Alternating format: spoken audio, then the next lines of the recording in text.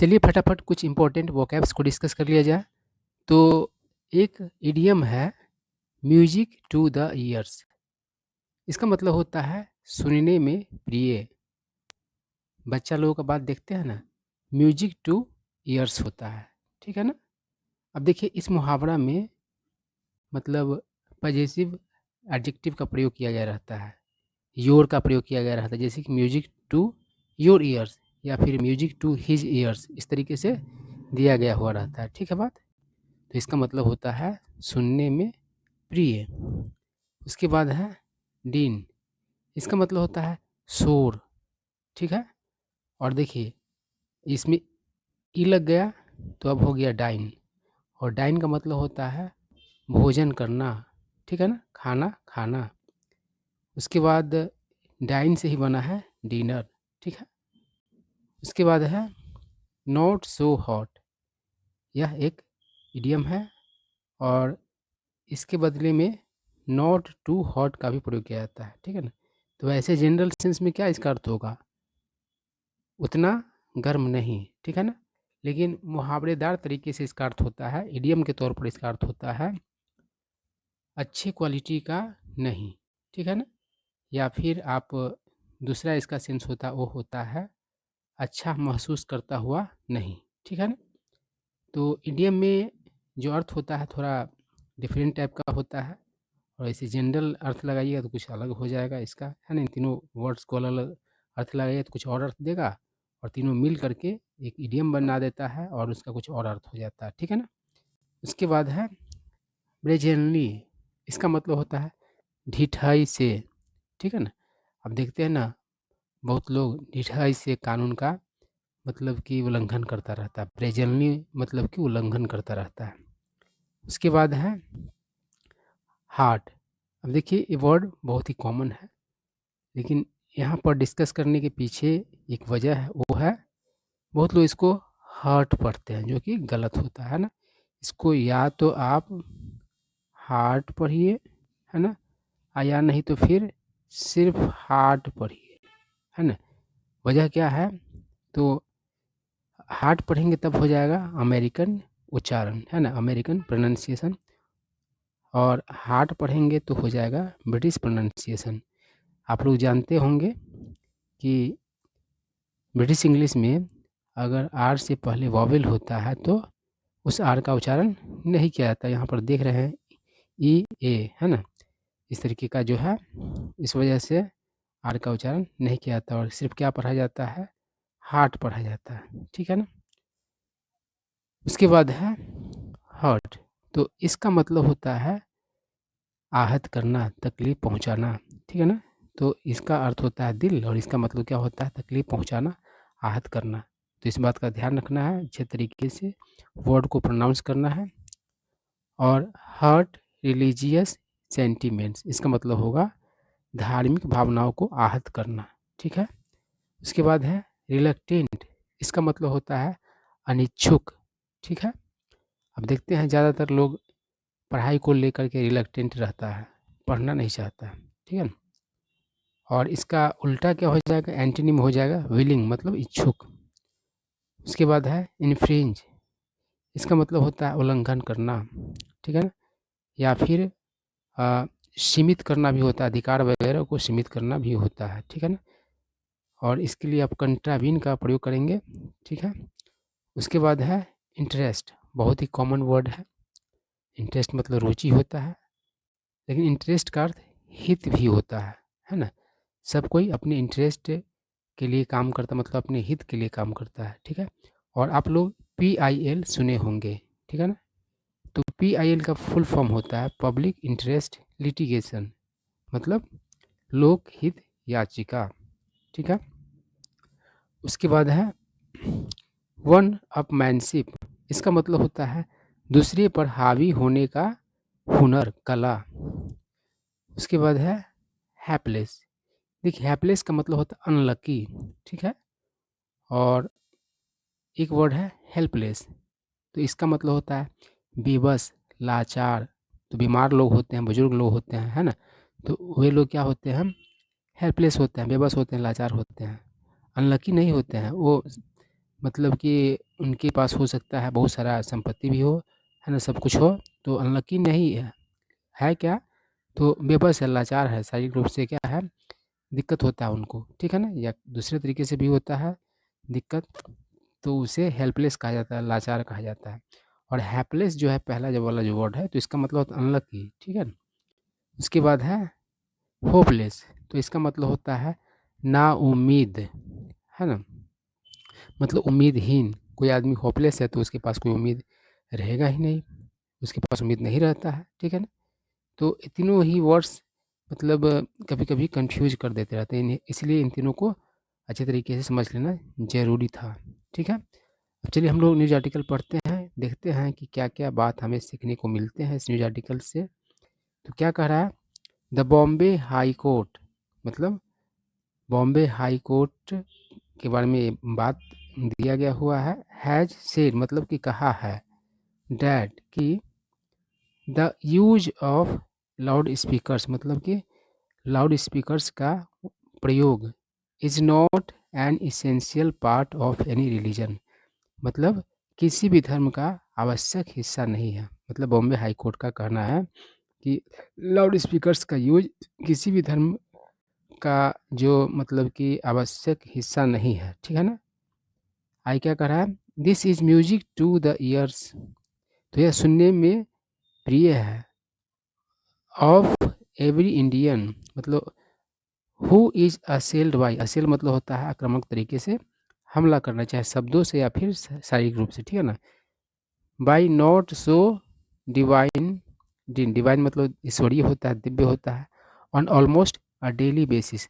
तो कहने का मतलब है ये जो बात है बॉम्बे हाई कोर्ट का, तो वह क्या है, सुनने में प्रिय है प्रत्येक भारतीयों के लिए जो मतलब कि शिकार है, मतलब जिस पर आक्रमण होता है, किससे, तो मतलब अच्छा नहीं लगने वाले ईश्वरीय मतलब कि शोर से, है ना, मतलब अच्छा नहीं लगने वाले, मतलब कि होता है तो भजन कीर्तन ये सब होता रहता है, चाहे इस्लाम वाला जो मतलब कि ये अजान वगैरह दिया जाता रहता है, लेकिन वो शोरगुल में बदल जाता है, इसलिए लोग उससे समझो कि परेशान रहते हैं, है ना।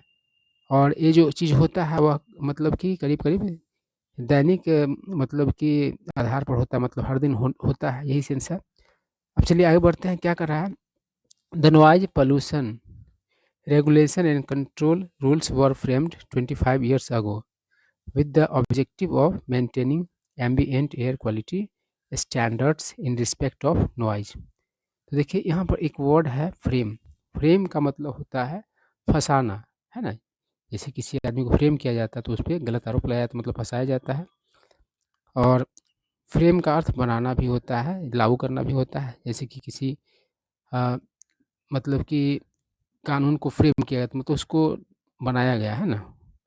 उसके बाद एक वर्ड है एम्बिएंट, तो एम्बिएंट का यहाँ पर अर्थ है, जब म्यूजिक के बारे में बात किया जाता है तो कहने का मतलब होता है रिलैक्स्ड महसूस कराने वाला, है ना, सुकून देने वाला, ठीक है ना। तो और कोई वर्ड है नहीं इसमें, तो क्या करा है, noise, the noise pollution rules कब बनाए गए, तो 25 वर्षों पहले उद्देश्य से मेंटेन करना कैसा, तो सुकून भरा एयर क्वालिटी, मतलब मापदंड किसके मामले में, तो इन रिस्पेक्ट ऑफ नॉइज मतलब शोरगुल के मामले में, है ना। आगे क्या करा है, हाउएवर हालांकि देयर इन्फोर्समेंट मतलब अमल, है ना, has left a lot to be desired, तो leave a lot to be desired, इसका ही बन गया left a lot to be desired, इसका मतलब होता है असंतुष्टि मतलब कि देने वाला, मतलब कि जिसमें भी और कुछ करने की ज़रूरत हो, तो यही सेंस है। तो कह रहा है कि हालांकि उसका जो अमल मतलब जो कानून बने उसका अमल जो है वो उसमें अभी बहुत कुछ किए जाने का बाकी, वो असंतुष्टि दायक चीज़ है अभी। आयरोनिकली मतलब कि देखिए, आयरोनिकली कहने का मतलब होता है व्यंग्यात्मक रूप से, जैसे कि आप बहुत उम्मीद किए रहे और फिर उसका उलट हो जाए, मतलब कि तो वही आयरोनिकली कहा जाता है ना। जैसे कि आप चले जाओ मतलब कि फ़िल्म देखने बड़ी जोश खरोश के साथ, और पता चले कि अरे जैसा मतलब कि परफॉर्मेंस चाहिए था वैसा हुआ ही नहीं, है ना। तो उम्मीद के उलट कह सकते हैं, ठीक है। और दूसरा भी सेंस इसका होता है, लेकिन यहाँ पर यही सेंस क्लियर हो रहा है। वायलेटर्स साइट मतलब कि वायलेटर्स यानी उल्लंघन करने वाले क्या करते हैं, हवाला देते हैं, जिक्र करते हैं आर्टिकल्स 19 जो कि फ्रीडम ऑफ स्पीच है and expression, and 25 freedom of religion. इसका मतलब हवाला देते हैं, मतलब कि शोरगुल करते हैं और उस पर व्यंग्यात्मक रूप से क्या करते हैं, तो कि क्या कहने लगते हैं कि freedom of speech and expression है ना, और उसके बाद फ्रीडम ऑफ रिलीजन है, इसका हवाला देने लगते हैं। तो व्यंग्यात्मक रूप से बात हो गया। ऑफ द कॉन्स्टिट्यूशन यानी कि संविधान का ये है जो आर्टिकल्स क्या करने के लिए, टू जस्टिफाई, जस्टिफाई मतलब जायज ठहराना, the disturbance caused by them मतलब उनके द्वारा जो मतलब डिस्टर्बेंस उत्पन्न किया जाता है, तो उसको जायज ठहराने के लिए हवाला देते हैं आर्टिकल्स का। और वो आर्टिकल्स है 19 जो कि freedom of speech and expression है, और 25 यानी फ्रीडम ऑफ रिलीजन है, ठीक है बात। आई क्या करा है, हाउएवर हालांकि the Bombay high court has made it clear, Bombay high court ने क्या किया है, तो साफ किया है, स्पष्ट किया है, डैट कि these rights are not infringed upon, मतलब कि ये जो अधिकार है वो मतलब उल्लंघन इनका नहीं होता है ना। इफ़ द गो अहेड मतलब कि किसी चीज़ को करने का जो ये होता है, करने देने का, शुरू करने का जो आपका कहोगे सहमति कहोगे है ना, ठीक है, अलाउंस कहोगे, फॉर इंस्टॉलिंग मतलब लगाने के लिए, लाउड स्पीकर्स मतलब कि लाउड स्पीकर्स को is denied in public interest, कह रहा है कि लोक हित में अगर लाउड स्पीकर्स को लगाया जाने का जो गो अहेड होता है, मतलब कि उस पर जो मंजूरी नहीं मिलता है ना, तो इसका मतलब ये नहीं हो गया कि वो अधिकार का उल्लंघन हो गया, ठीक है बात। अगर लोकहित सबसे बड़ा ऊपर होता है, ठीक है ना। अब धर्म कर्म की बात है, चाहे किसी भी धर्म की हो, और अगर जनता को दिक्कत ही हो तो फिर क्या वो तो अच्छी चीज़ नहीं ना हुआ, ठीक है बात। आई क्या करा, in these polarise times, polarise मतलब बटा हुआ है ना, अब देखते हैं ना इलेक्शन के टाइम में रिलीजन के आधार पर समाज बदल मतलब बट जाता है, तो वही पोलराइज करना होता है। इन पोलराइज समय में पब्लिक एड्रेस सिस्टम्स वही लाउड स्पीकर मतलब लोगों को संबोधित करने का जो सिस्टम सब है, चाहे लाउड स्पीकर का प्रयोग हो या फिर कोई और भी तरीका हो, है बिकम मतलब बन चुके हैं, इंस्ट्रूमेंट्स मतलब माध्यम ऑफ, यंत्र बन चुके हैं, रिलीजियस वन अपमैनशिप मतलब कि धार्मिक रूप से किसी दूसरे पर हावी होने का हुनर बन चुका है, ठीक है ना। आई क्या करा, दे प्लेड अ रोल, तो वे सब क्या करते हैं, तो भूमिका निभाते हैं इन द कम्युनल क्लैशेस मतलब कि सांप्रदायिक टकराव में, है ना। देखते हैं रिलीजन, एक रिलीजन के आदमी दूसरे रिलीजन से आदमी से भिड़ जाते हैं, ठीक है ना, एक रिलीजन के लोग दूसरे रिलीजन के लोग से भिड़ जाते हैं, तो वही कम्युनल क्लैश होता है ना। डैट ब्रोक आउट मतलब कि जो कह रहा है क्या, सॉरी ये सिंपल पास्ट में क्या कर रहा है, दे प्लेड अ रोल मतलब उन चीज़ों ने क्या किया, भूमिका निभाया इन द कम्युनल क्लैशेज मतलब कि सांप्रदायिक टकराव में। डैट ब्रेक आउट मतलब यहाँ पर क्या होगा, शुरू होना होगा, है ना, टूटना नहीं। तो जो शुरू हुआ इन सेवरल स्टेट्स मतलब कई राज्यों में, after Ram Navami and Hanuman Jayanti processions in 2022 मतलब कई राज्यों में शुरू हुआ ये मतलब कि धार्मिक मतलब सांप्रदायिक मतलब कि टकराव किसके बाद, रामनवमी और हनुमान जयंती का जो जुलूस के बाद मतलब इस तरीके का हुआ। प्रॉम्प्टिंग जिस चीज़ ने क्या किया, उकसाया, हरकत में लाया द यूपी गवर्नमेंट मतलब उत्तर प्रदेश सरकार को, टू लॉन्च मतलब लॉन्च करने के लिए, अ क्रैक डाउन मतलब सख्ती on unauthorised loud speakers at religious places यानी कि गैर अधिकार प्राप्त जो लाउड स्पीकर्स जिसको मतलब कि स्वीकृत नहीं किया गया हो ना, जिसको मंजूरी नहीं दिया गया हो, वैसे लाउड स्पीकर्स का मतलब धार्मिक जगहों पर जो उपयोग है उस पर सख्ती लाया गया, है ना। ऑथराइज मतलब तो क्या होता है, अधिकृत, अनऑथराइज मतलब अनाधिकृत, है ना, जिसको जिसका अधिकार नहीं हो, ठीक है ना। आई क्या कर रहा है, सच स्ट्रिक्ट एक्शन मतलब इस तरह के कठोर कार्रवाई needs to be taken across the country मतलब पूरे देश में लिए जाने की ज़रूरत है, टू सेव मतलब बचाने के लिए, हैप्लेस पीपल अनलकी लोगों को, from becoming a forced audience मतलब कि जबरन मतलब कि ऑडियंस बनाए जाने से, है ना। अब मान लो गाना नहीं सुनना है और ज़बरदस्ती कोई सुना रहा है तो फोर्स्ड ऑडियंस हो गया ना। ठीक है।